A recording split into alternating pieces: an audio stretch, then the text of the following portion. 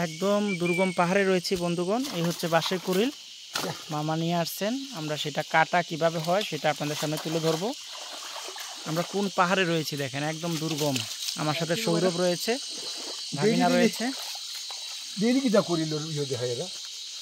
Video দৈনিক না, এটা আমরা আসলে যারা এখনো দেখেন নাই, একটা ভিডিও হয়তো রেগুলার একজনে দেখা হয় না, এক একদিন হয়তো এক একজনের চোখে পড়ে। এর জন্য সেই বাঁশ, এটা কিন্তু একদম অন্য রকমের একটা জিনিস যে আপনারা আমাদের থেকে বেশি চাকমারা ত্রিপুরারা বান্ধবনের বাঁশ খেলে আপনার মামা জানা আছে। আপনি কিভাবে খান আপনাদের একটু জানাবেন? সেদিন করলাম যে আমাদের তো ট্রেডিশনালটা অন্যরকম। আমরা এইভাবে খাই, বাজি খাই বা মাংসের সাথে খাই, কিন্তু আমাদের একটা আছে, ওই চালের গুঁড়ি দিয়া, শুটকি দিয়া, শুটা আছে না, খাবার শুটা, ওইটা দিয়ে রান্না করা হয়।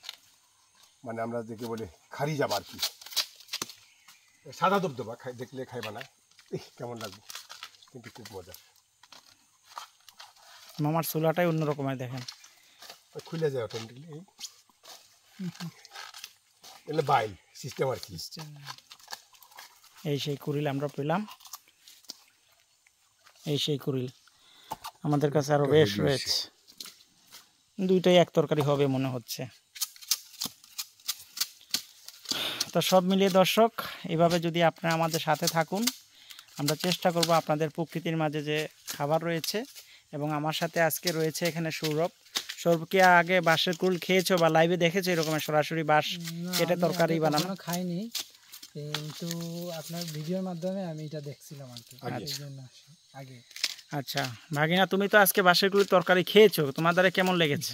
খুব ভালো লাগছে। আর এখন যে সরাসরি দেখলা কুড়িল কাটা কোন বাঁশের, এটা হচ্ছে কি বার জানি মামা? এটা মৃত্তিঙ্গা, মৃত্তিঙ্গা বাঁশের কুড়িল। এই যে এগুলি হচ্ছে সব মৃত্তিঙ্গা বাঁশের কুড়িল। তো সুপ্রিয় দর্শক, আপনারা দেখতেই পাচ্ছেন কুড়িল কাটা